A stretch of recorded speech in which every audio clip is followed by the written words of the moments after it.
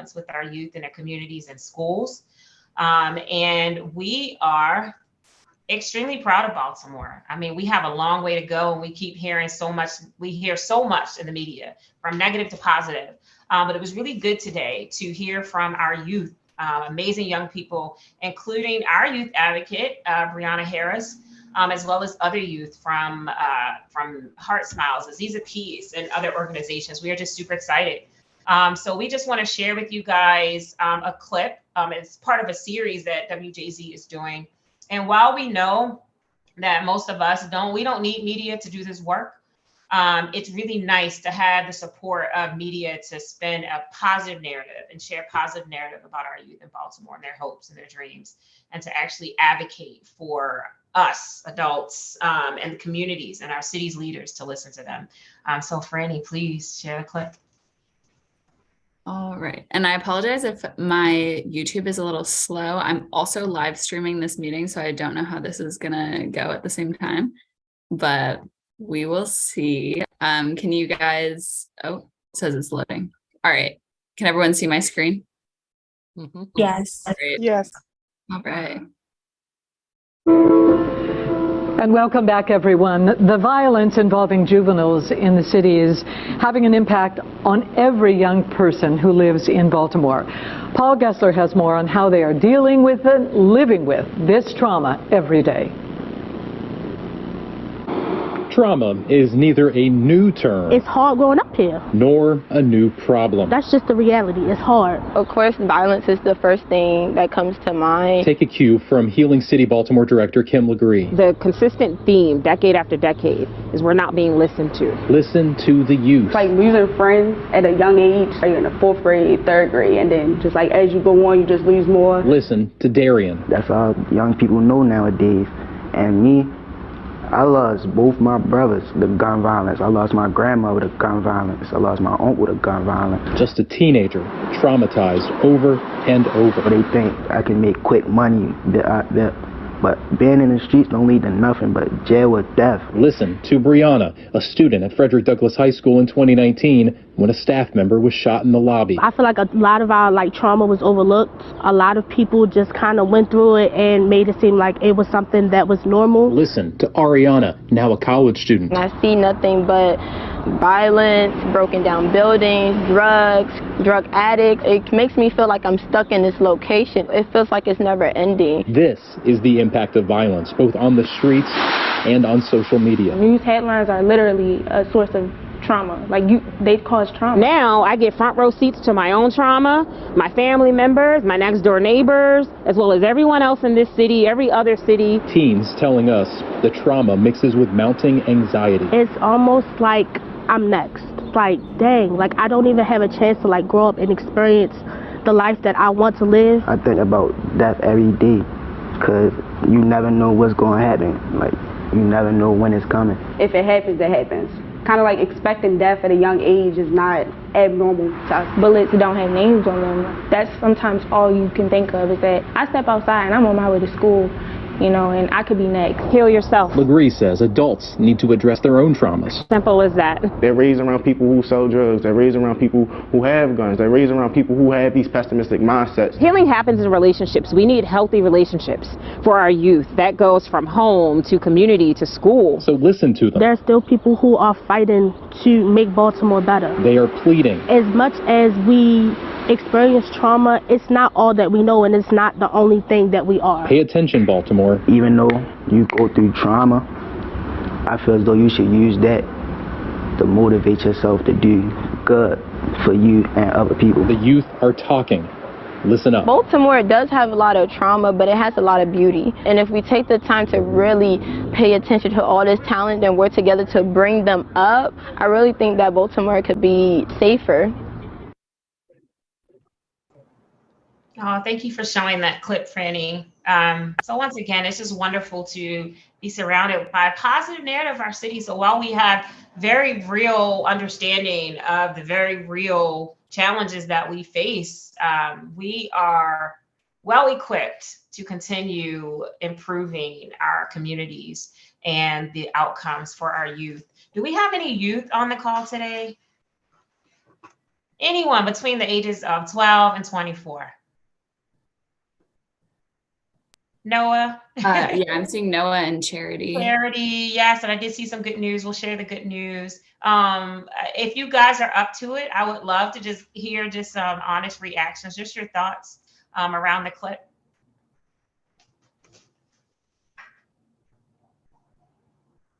Hey y'all, I'm Noah.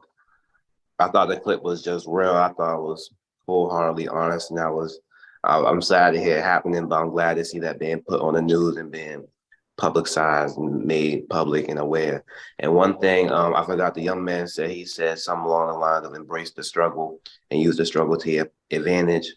I see that as something truthful. You know, a lot of us have gone through so much trauma, and that has really made us strong. We should, you know, move that energy into something constructive and constructing the community that we want to. So that's something that I took away from the clip, embracing the struggle.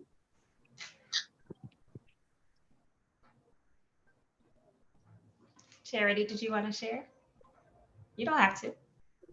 I mean, I can. It was actually surprising because I recorded that clip like 2 days ago. I didn't know it was going to be anything.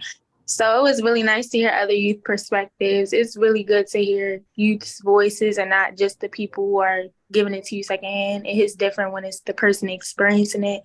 And so I just hope there's more opportunities for youth to tell their stories. Like Gemma, who was in the video, has her art business. I go to college in Atlanta, you know, I do different things. And so it's important to highlight that part too.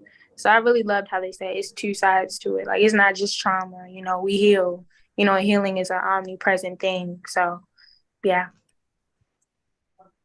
Yes, thank you to you both, Charity. Wonderful job. We're always so proud of you and Noah, as well as our other youth that have committed to this work with us. You're not sitting at our table, we're sitting at yours. So we truly send you love and thank you for the wisdom that you share even now. So thank you so much. You guys are absolutely amazing. And we look forward to continue following your lead. And at every point, you don't feel like we're listening to you, just remind us no, you said, no, you guys said, so we're here and we thank you. Thank you so much. All right. Anyone else? So we had some good news in the chat. Once again, for those of us that joined us a little bit later, Councilman Cohen sends his regards. He is on vacation, a much needed break. So we send him positive energy as he takes some rest, and we look forward to having him back at our next convening. We see that Charity made the Dean's List. Hand claps for that. Congratulations to Charity.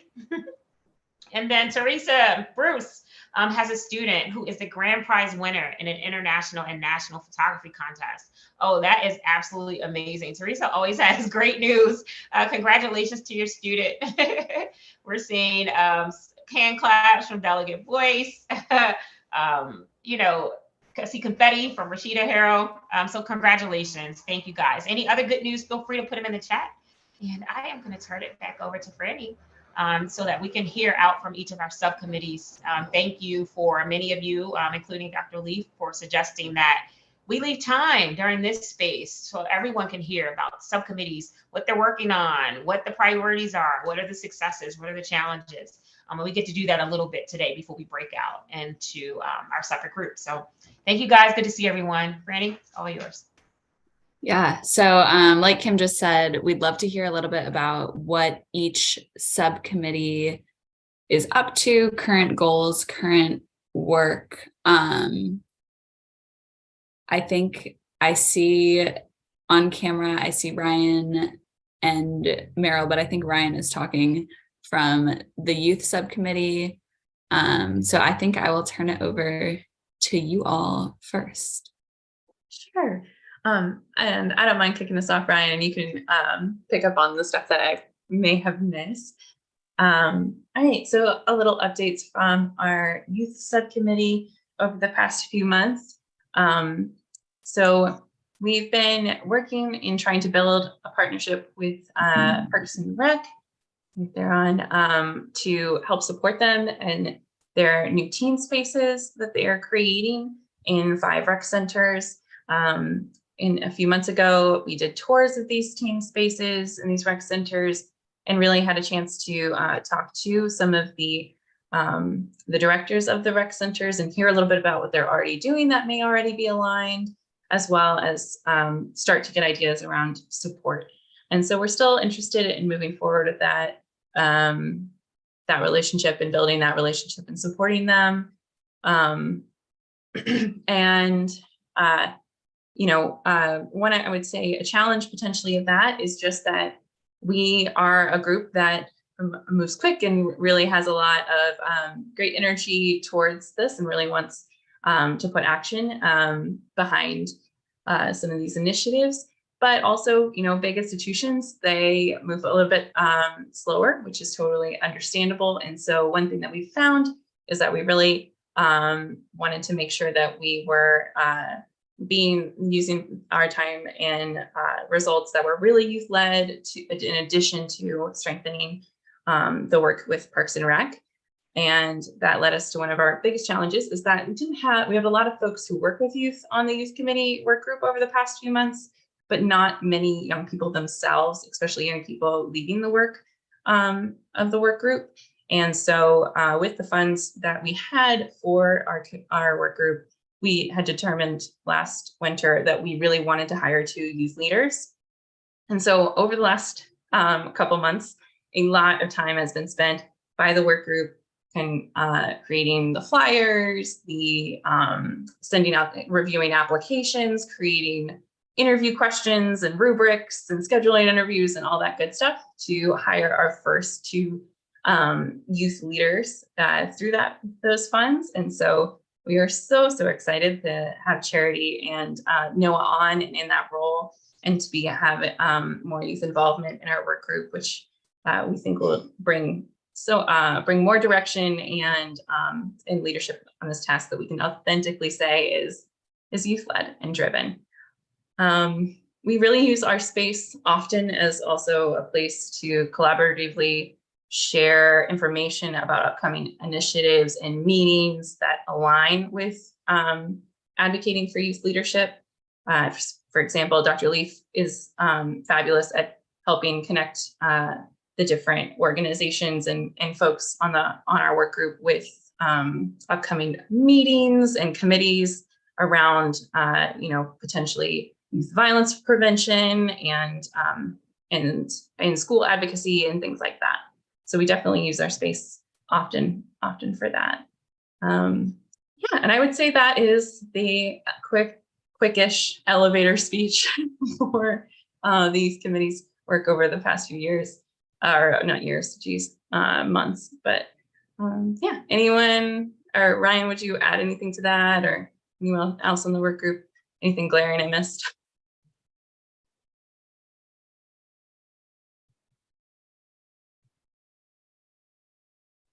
All right, cool.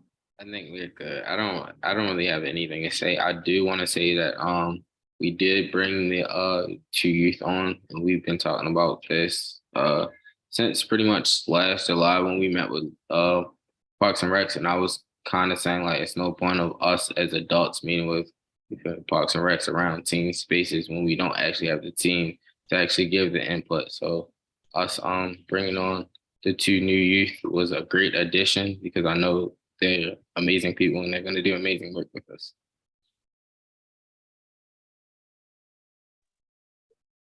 Yeah, I absolutely agree. I'm really excited to have Charity and Noah on board.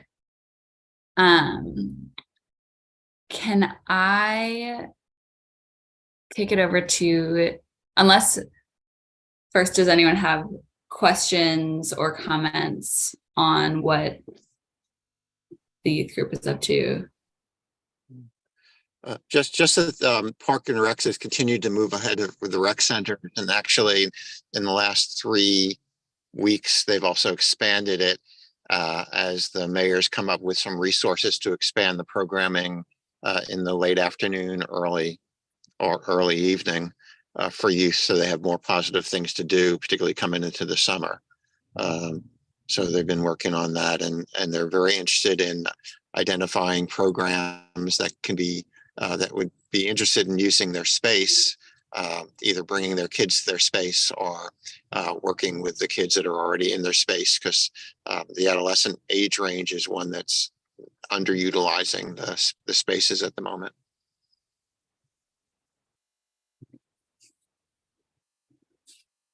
Thank you so much, Dr. Leaf. Is someone from the training subcommittee able to share? I see Mark is on. I see Aisha is on.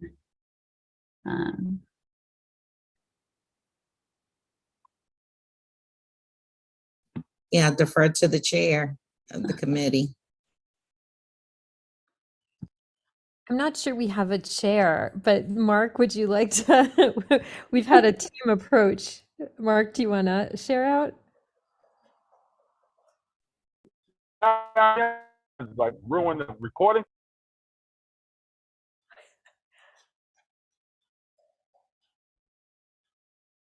I mean, I can say just a few words that it's been great to have Aisha Burgess join us, and she has been sharing out some materials about trainings that will be happening or are already happening at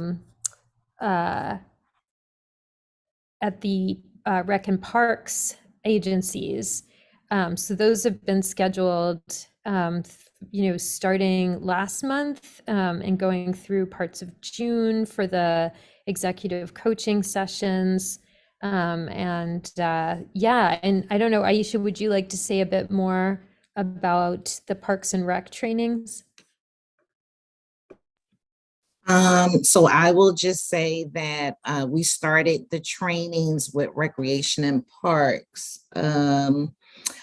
I want to say late January, early February. And because of the summer programming, we agreed to initiate that training and then pause it in late April, so that they can prepare for summer programming and then resume those trainings in September through November. But while we have been doing that, and I'll let Dominique speak a little bit more to that, since she works, she has actually been one of the training facilitators for Parks and Recs. But they have also been doing a deeper dive with the executive leadership staff, which is really good. And it's my understanding that they are going to continue to do that during this summer with the executive team, and then we'll resume the deep dive training in January. So Dominique, if I misspoke or said, or you want to add anything to that, please feel free. Yes, you covered everything pretty well. I will just say that we are, as you mentioned, finishing up with the deep dive sessions right now. And for everyone who is not aware of what the deep dive entails, we essentially had a group of about 40 folks from Parks and Recs frontline staff that initially signed up to be a part of this volunteer leadership group to commit and undergo extensive training outside of the all staff training. And so for the last couple of weeks, through next week is our last week with them. But for the last couple of weeks of May, we've been meeting with them twice a week, this group, and they have been getting trained in restorative practices with Positive School Center, and getting mindfulness training, additional training with Holistic Life Foundation. As Aisha mentioned, we are also working with the executive team. So we're meeting with them. We've been meeting with them twice monthly for the last 2 or 3 months. And that runs through the summer as well. And then we will resume with them in the fall. And that's pretty much it. Just as Aisha mentioned, we have 3 more sessions for September, October, and November. Those are focused on intergenerational trauma, taking a look at redlining and how it has impacted Baltimore and really our nation in general. And then the final session is going to be a session that's focused on grief with Annette March Greer, who is from Roberta's House. And so, yeah, things are moving along, and we are looking forward to continuing training after the summertime with Parks and Recs. I would also add that I know that one of our other members of the subcommittee, Dave Brown with Echo Resource Development, is also arranging to do some teen mental health first aid training with school-based personnel. with, I think, one of the schools to start sometime this summer, and then reconnecting with Pimlico Elementary Middle at the start of the next school year.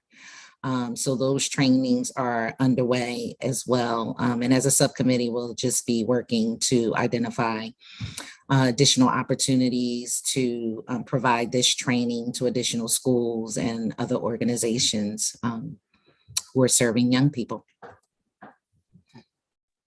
Aisha, did you want to speak to the trainings that you shared out with our task force the other day, like the upcoming mental health first aid trainings and what is it, BOTPIN trainings? Yeah, so Marilyn Ropta, I think it's a training center that's under the University of Maryland system. I know myself and my staff participated in the mental health first aid training with that center in February. And so they provide that ongoing training to any organizations who are interested at no cost. And they also provide other trainings around substance use treatment and substance use disorder and treatment. And they also provide training for implementation of the BOTPIN life skills training curriculum, which focuses on substance use prevention. There are some violence prevention related modules in that evidence-based program, but they provide the training for staff who are going to be delivering those sessions to young people. So we thought that was, I wanted to share that with the group if anyone was interested in learning more about that. Yeah, thank you so much, Aisha. It's a great update from the training subcommittee. Appreciate And that's it. just a few. I think they also do something around suicide prevention as well. So yeah. Oh, that's great. If you have like information that you could put in the chat maybe, or if you email it to me, I can email it out. I think that would be good for everyone. Okay. To see. From policy, Kim, are you giving the update for policy? I can give the update for policy. Okay, who's that? whose iPhone? That's me. It's Nika. Hi, everybody. Hi. So basically, the policy subcommittee has been really focused on continuing to reprioritize our 5 policy items, and we've kind of drilled down on an expansion, supporting the Enoch Pratt Library System in their expansion of the peer navigators program from 6 libraries to the entire city system. We have sent a letter to the mayor requesting an additional, I think it is $5 million of funding over the next 5 years.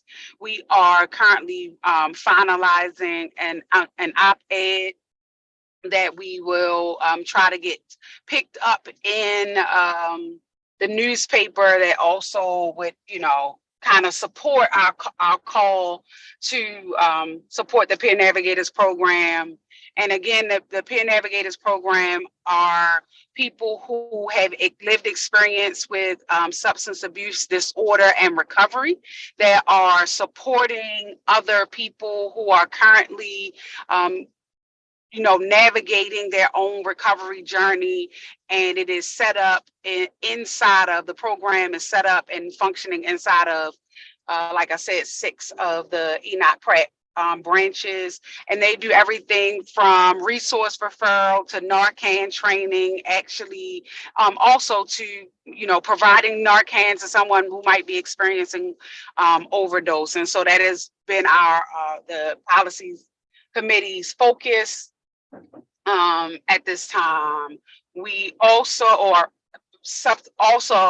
there's a TAMAR trauma, I forget what the acronym stands for, but it is a trauma framework, a trauma training to help support community-based and individual resilience. I put the training information, the link into the chat, and there also in the chat, I put a flyer for the Breaking Free Men's Circle, and that work is happening under the banner of the Living Well at the Unity Hall. And so in general, those were my personal plug announcements. But in general, the task force the policy committee has been really focused on getting the appropriate expansion funding for the Peer Navigators program. Great. Thank you so much, Nika. And I think hey, you guys are doing really amazing work related to the Peer Navigators program, and I'm really excited to see where it goes. For decolonizing, Monica, are you able to share about decolonizing?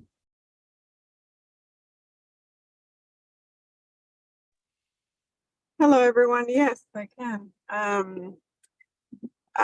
We have been working on building. So a few months ago, late in the year last year, we finalized our framework for assessment of decolonizing processes in organizations, and that is in paper. And we have been working in developing a platform to start disseminating basic information and the assessment to agencies. The goal for this next few months is to have that finalized and distribute and pilot it with the subcommittee, with the subcommittees in the task force to understand where we stand in terms of decolonization, how much would be needed, what would be needed moving forward to start opening up the conversation around those concepts. We have partnered with Morgan State. One of our members is a professor there, and he was able to recruit a graduate student who will be who has been assigned to help us develop this platform. I don't have a deadline yet about when that will be ready, but know that we're working on that, and we will be sharing with the task force. The idea in the near future is to, after we pilot it and get feedback from the task force, we would like to start expanding and implementing it outside of our work group, and hopefully bring it up to city agencies. That's fantastic. And I'm really excited to see the finished product. I think it's going to be really great.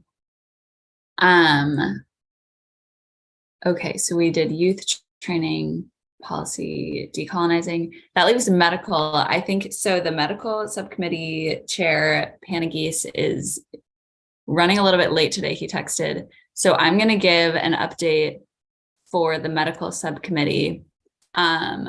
Basically, we this past winter had a bunch of meetings with some of the medical institutions in Baltimore to think about ways that we can collaborate and learn from each other in order to create more equitable interactions with community, especially in these larger medical institutions and hospitals that serve so many Baltimoreans, how we can make our interactions more trauma-informed. Because I think there are some really great things that local medical institutions are doing, and also some things that they could learn from each other or learn from experts in the field. And as part of that, we had these initial meetings in the winter, and now we're implementing these focus groups of, citizens of Baltimore who have had experiences in the medical world. And we're kind of gathering data on what people's experiences are, what they would like to change, what they would like to see more of. And right now we're working on kind of combing through the notes from those focus groups, pulling out key concepts, pulling out key things that keep getting repeated. And more focus groups are getting scheduled. And then soon, within a couple months, we're going to come back to the medical institutions that we talked with in the winter and kind of lay everything out and outline our recommendations. So if anyone on this call has an organization that we could host a focus group at, if you have a bunch of people that are willing to talk about their experiences in the medical institutions, and they will receive a $25 gift card, definitely we can arrange that, because we are scheduling more focus groups as we speak. So let us know, reach out. We'd love to schedule a focus group with you. And I think those are all the updates from all the subcommittees. Wonderful. It's so great to hear all of the great progress. Literally, we saw emojis going off. So virtual, digital hand claps and kudos to each and every subcommittee. It's a lot of work that you guys put into this. And trust me, I know, because we submitted our first set of reports, reporting out on all of the wonderful things that the Trauma-Informed Care Task Force has been doing.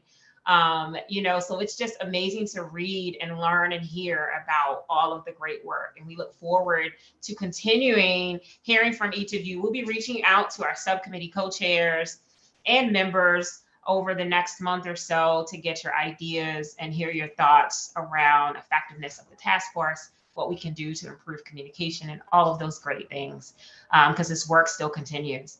So this brings us to our next part. Before we go out into breakout groups, we want to just take some time to acknowledge and express our gratitude. Today is Franny's last day with the task force.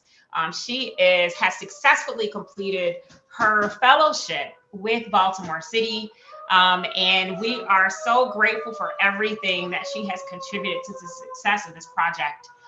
In addition to Ann, Franny has been a super coordinator, literally going back and forth between Healing City, Baltimore, and supporting the mayor's office, and just really been a great addition to the team and getting me onboarded. I don't know what I would have done without her. The team is certainly at a loss. However, we are grateful and support Franny in her next steps. She is going to law school, y'all, and we are so proud of her.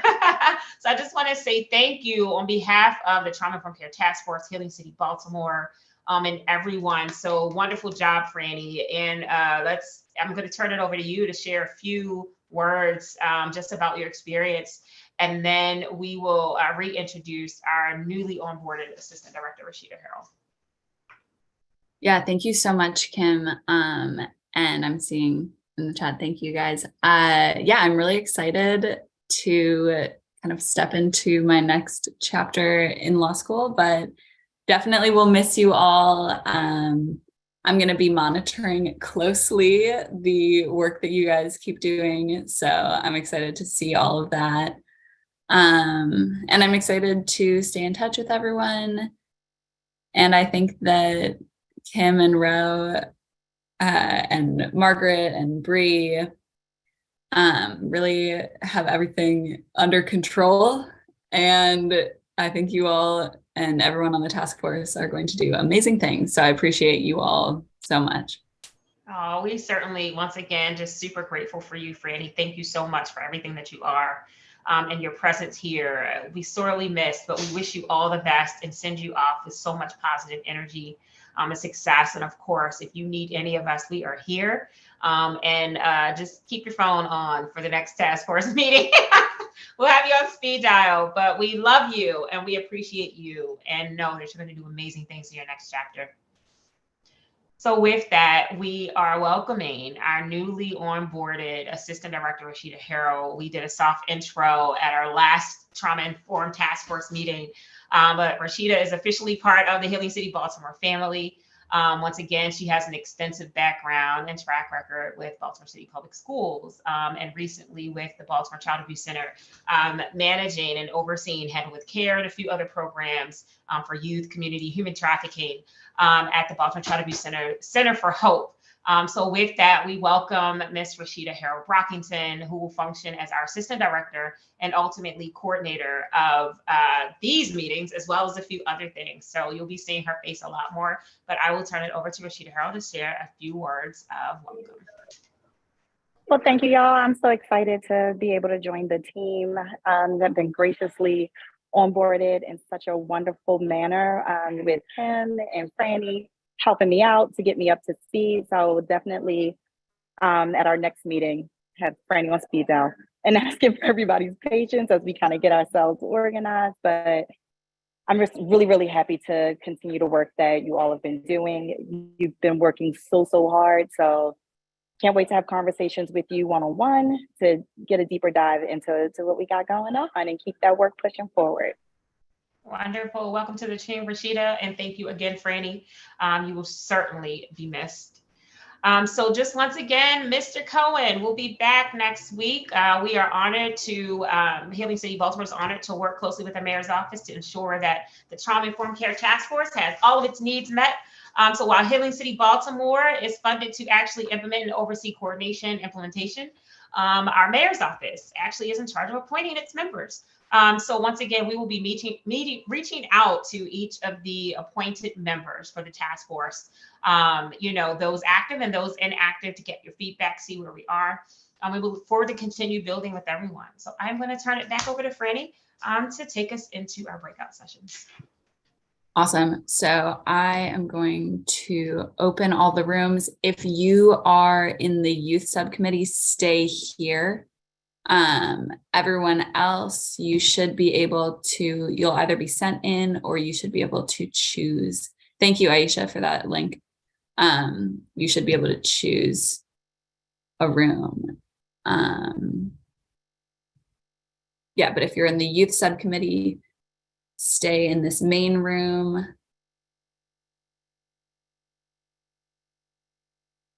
I'm going to give everyone a minute to get where they need to be. And then I'm going to turn it over to Ryan to start the conversation with the youth group.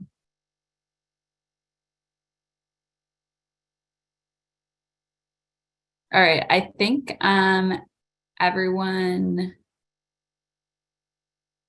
or almost everyone, I don't know. I think we can go ahead and start, Ryan, if you're able. Okay, so for the task for this meeting, pretty much, we wanted to, like, guess kind of wanted to see how the youth feel about like being a part of the new space. And also is somebody from Rex and Parks here? Okay, no. So I thought we would have somebody from Rex and Parks here to just kind of give us an update on what they've been doing in the past several weeks. But I will turn it over to Charity and Noah just to, like, I know you guys already introduced yourselves, but like, how are you feeling like being a part of the youth subcommittee and getting to work with us? Yes, I'm really excited. I mean, I've already kind of been up to speed about what you all have done because I used to attend the meetings, but I wasn't formally on the team. But I'm really excited to be here. I just want to get things done. You know, I really want to see impact and less talking. Like, I actually want to see the youth healing. That's what I'm here for. So I'm really looking forward to doing that work. Okay. So Noah, how do you feel? I'm pretty excited too.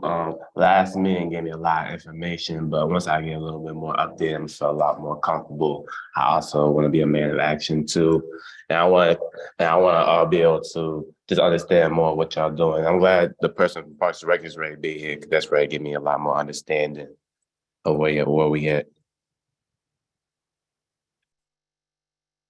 Great. And I just wanted to mention, Ryan, I don't know if Mariel told you this or put this in the agenda, but I wanted to mention that part of what Mariel was hoping could happen today was to hear a couple of Charity and Noah's like biggest areas that they personally care about, and then hopefully start to brainstorm with the subcommittee on how we can incorporate those areas into youth subcommittee goals, and or create additional goals for the youth subcommittee based on Charity and Noah's priorities. So like, how can we expand upon our current priorities? Like a little bit of a brainstorming thing. I don't know if that was communicated to you as well, but just in case it wasn't, wanted to put it out there. But I think you have the actual agenda, so I'm not looking at a real agenda.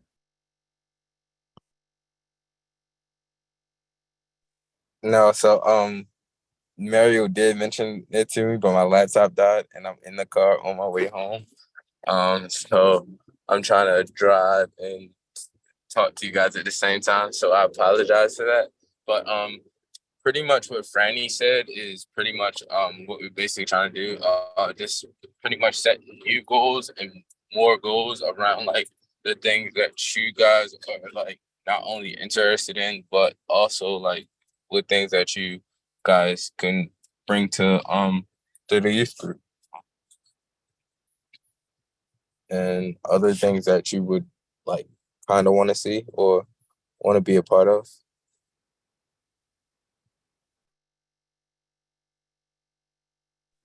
I guess I could go. I'm really interested.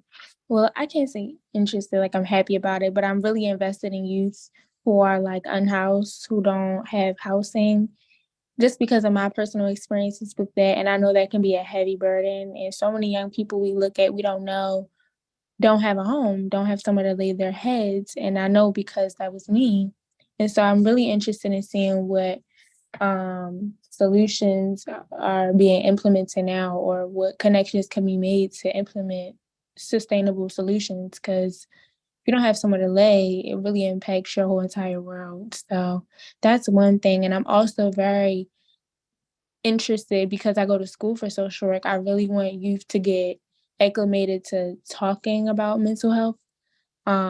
Back in college, a lot of young people were like, I don't even know what anxiety is. I don't know what depression is, but they were expressing, well, showing those types of symptoms that they were having anxiety or depression. So I'm really interested in seeing how young people could be introduced to not just mental health, but actually get therapy, and not like wonky therapy, like just how are you and bye, but actually helping them on their healing journey. Because that's what social workers are here for. So, yeah.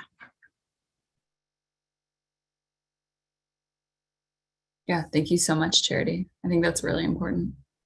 Yeah, I definitely think that's important, especially like just knowing when it comes to like youth being homeless in the city. Like you said, it's so many kids that just show up to school and just go to school, but you don't realize like they don't have a home and things like that. So I think that's definitely a great topic. And also like mental health, like you said, a lot of kids don't even know like how to even deal with mental health or even know about mental health. So I think that's a great topic, and also getting people to advocate for themselves on the mental health topic is amazing as well.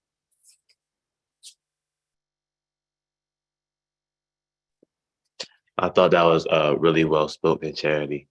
One thing that I want to focus on is giving youth access to resources, attentional resources such as mediators, counselors, and mentors. I think the youth having mentors is so important. Not only youth having mentors such as elders, which we don't really have a lot of, but youth mentors. I think the high schoolers should be able to mentor the middle schoolers and whatnot. But I think something that we really need is access to guidance. You know, there's such a lack of guidance in Baltimore that's causing so many problems. If we had more guidance, we would know what to do. A lot of kids don't know what they're doing out here. So I think access to guidance and mentors is something that we really could focus on.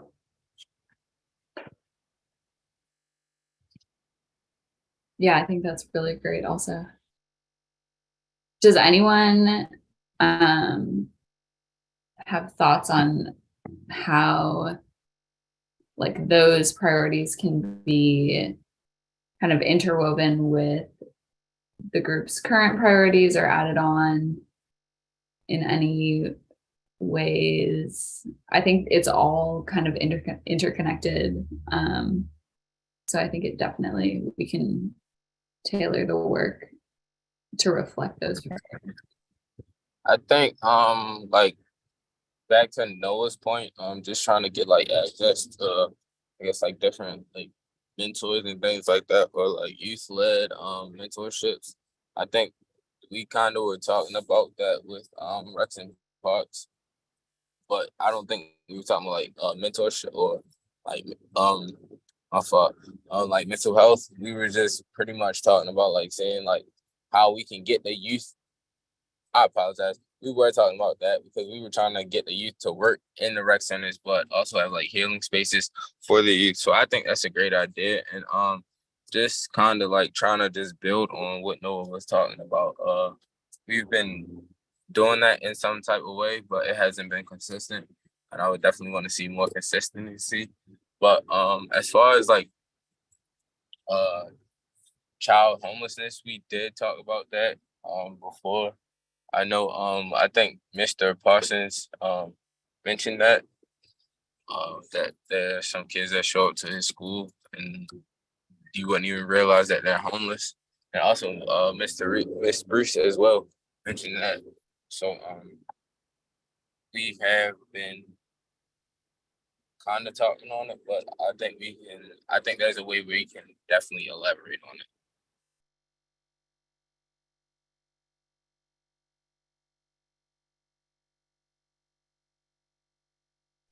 And if anybody else has anything to say, like to add on to it.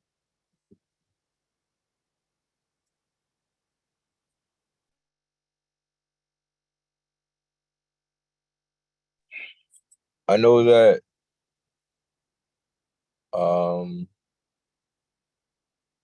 I know that we've been talking, like I know that me and Dr. Leaf, we've been in conversation with Rex and Parks for pretty much since like last summer, I want to say, Dr. Leaf. So I want to let you guys know, like us trying to consistently meet with Rex and Parks and get updates on Rex and Parks is not going to be as consistent as you think it would be. So those efforts, like we're trying to see what ways we can actually make the relationship better and see what different ways we can support them. I know we've given them suggestions before and they said they've taken them into consideration, but there's a lot of work that still needs to be done as far as like the relationship with Rex and Parks. And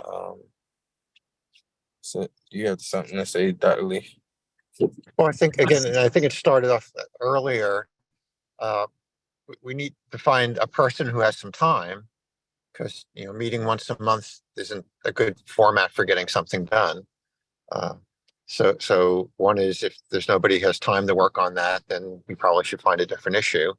And if we do, then talking to that person, because the things that we talked about were trying to link some of the programs where there was space, or to try to help do some of the recruitments by working with some of the schools that were nearby the rec center to let them get better or more useful, or even how to communicate the information so that the young people, particularly the adolescents who might have an interest, would know about the program. Were two specific things, but the rec system has been working on both of those over time. We just haven't had anybody who's I mean, I've met with them a couple of times as part of other things. So I think that's one question. Is that something somebody on the work group wants? And I think the other big issue that was mentioned some in terms of the students, but was the focus of the hour discussion earlier around trauma, is how the schools could be better supporters of the students, and as it relates to the trauma they're experiencing, not just the short-term crisis pieces, but the longer term inequities and other things, lack of access to resources that are sort of been endemic in Baltimore for a large number of years, that both the mayor's office and the school system are working on trying to fix. And are there people on this group that also would like to be engaged in those discussions and those fixes? Definitely, absolutely want to be involved. Hey, I came from recreation. I would love to be a part of it. I like to be involved as well. Okay. So who's taking? Because I know who's taking notes on the meeting. I'm taking notes, and I'm gonna upload them. Yeah, great. Yeah, because I'm driving, so it's hard to take notes and talk. So I think we just identified at least 4, myself also, but so there's 4 or 5 people that we should get their names and if their email addresses, and then either set up a time to more think about the specific next steps, because I think several people also mentioned that instead of just meeting about meetings, we want to be focusing on actual activities and helping do the activities. In the same way that the training group has developed some training and then helped on implementing it, and some of the other groups are, working on things that then they're actually helping to implement. Okay, so can everybody who's interested just drop their email in the chat? I was just direct messaging you my information. Okay. So if you guys can drop your emails in the chat, and then we can then I can send out an email with everybody who's interested. And I think also people know other people, because again, a lot of the people on this work group are not necessarily task force members. So if you know other people in your networks that would be interested in the rec center part or the homeless part or the school part, please invite them to come to if they, they'd be interested in hopefully not joining a meeting, but coming to one meeting where we'll actually move out of that with things to do.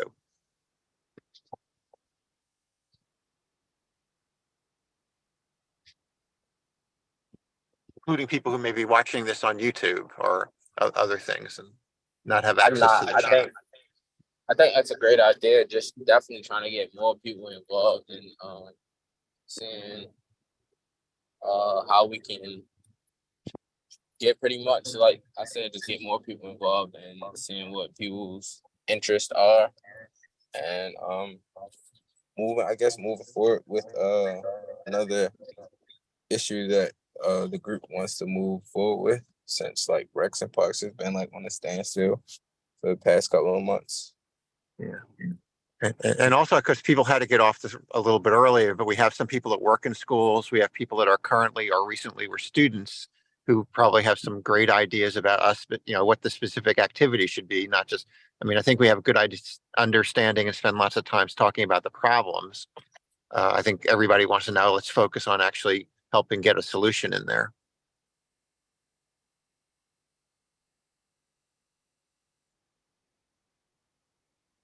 Okay, so I think the next step would actually be just sending the email out. I'll just send an email out to the whole committee, and can you drop your email in the chat for the people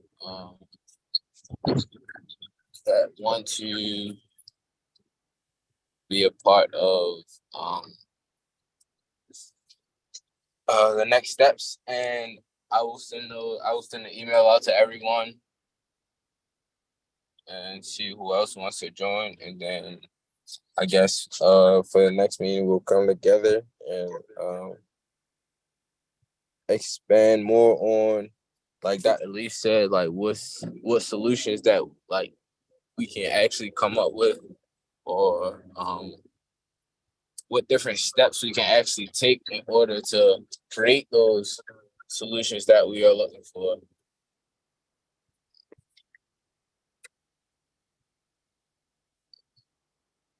That.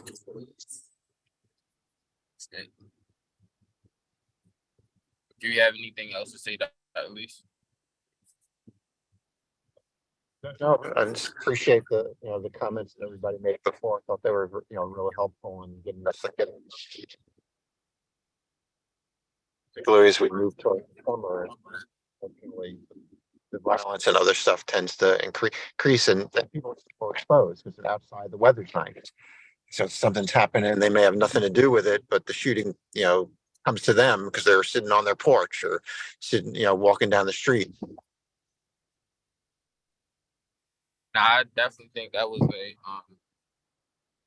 I think that was definitely a great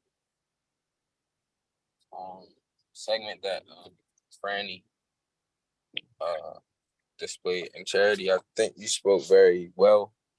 Just acknowledging like the different problems that our youth are dealing with around the city, because like our youth are the future, but they dying off like the older generation now. So it's kind of it's kind of a, I want to say like we need like kind of a big change, but I feel like we're in the we're in the right direction. We just need like the support of everybody.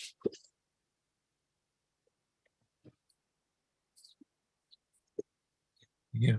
And one of the things that came up at the meeting today around violence and trauma was we have stuff that works. We just need to figure out how to get it to more people or to more schools or to more rec centers. It's not, there's lots of pieces that are doing good, that are helping people, but we just don't have enough of them going on in the city. And we just, need to figure out how can we get more people positively affected by these or positively engaged in doing these things. If there are people that could actually want to be doing some of this, as several people on this, a lot of the people that are on this Zoom are on it because they want to do stuff. It's not that, I don't think anybody's really getting paid to be on this Zoom. So we're all here because we care about the city, we care about the people in the city, and we think we want to be part of the solution.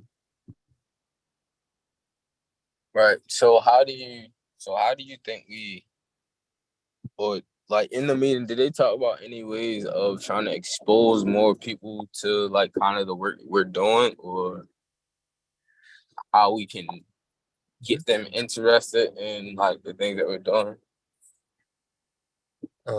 Well, yeah, they talked about wanting to do that. I guess one of the questions is whether, whether we want to have a meeting, not necessarily as part of the, a work group meeting, but not at the same time as, after the regular meeting, because there are people on other committees that also are interested in this. The training committee is doing a lot of stuff with youth that they might be interested. So maybe just finding a date where we could have a freestanding meeting and then invite the city school people, the people from the mayor's office that are working on some of this. The Department of Health's doing a lot of stuff. Those people are over at the other, we got a report back from at the beginning, but now they're at a work group. They're not at this work group. So I think if we could have a meeting where people from the other work groups could come if they're interested, but also connecting with both the mayor's office and city schools, and because the Muncie and also the mayor's office of African American male engagement is doing a lot of stuff for some of these young men. So Dr. Leaf, I agree with you. And I think that Ryan, I can help connect some of those dots, and we can try to find a time that works for everyone so we can push it forward.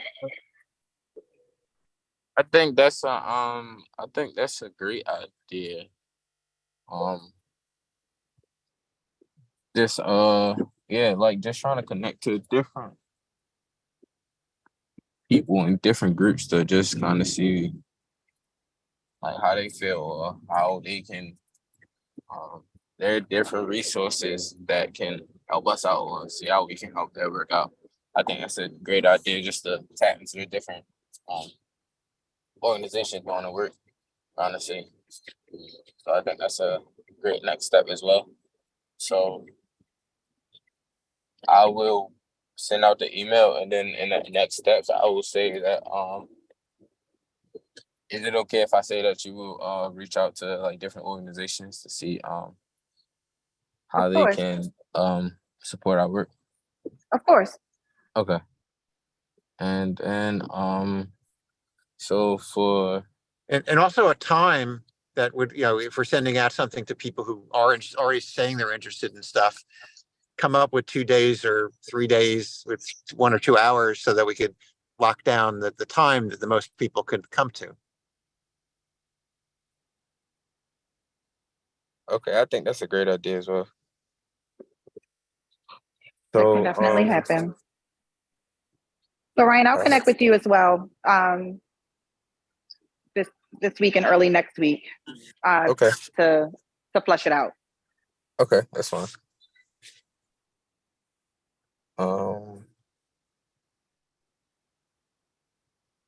Oh yes, my fault. I just parked my car, Mr. Rice. I will send those notes tonight as soon as I get in the house. Okay. I have a project.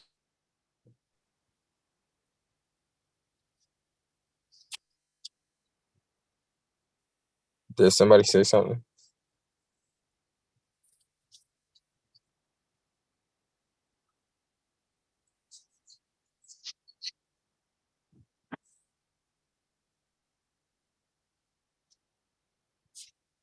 So for the next steps I have, I will send out the email to the committee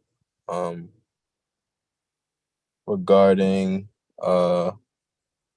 us finding new and effective ways of like coming up with a new plan.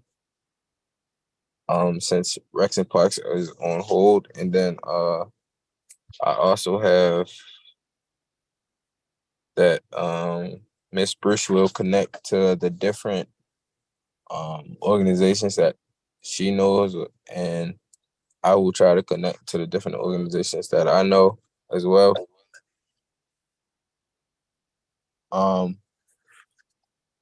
Also,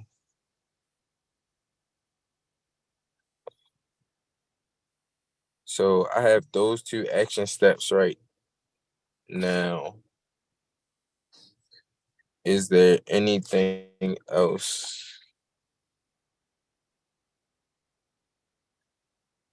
that should be added, or does anybody else feel like we should add something?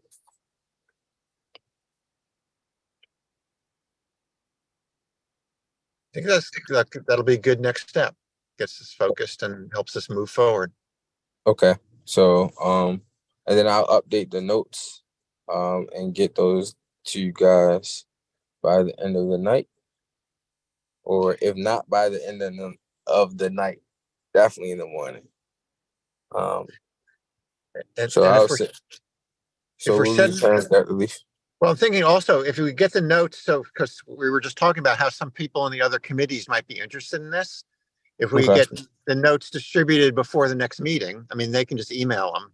I'm sure they have a Okay. mailing to the members. When we're sending it to our folks, ask if, or somebody who's on the phone, probably this Zoom has access to the full, distribution list. And let's just send that to everybody with the invite to, who is,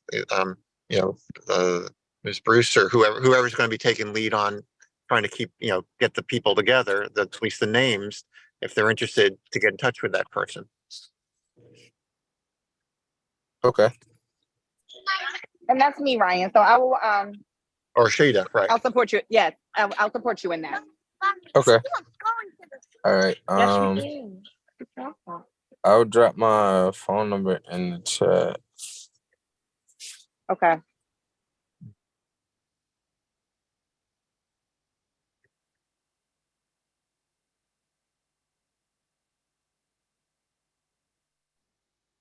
Okay, so we have those two steps. And other than that, if anybody has anything else they want to say or anything, I'm open.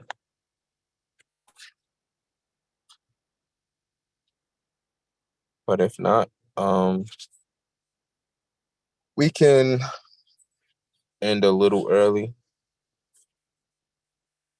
And I'll see you guys in the next meeting. Awesome work, Ryan. Thank you. Okay. Great. See you guys next meeting. Have a great weekend. Bye. All right, bye. Bye, everyone. Yeah.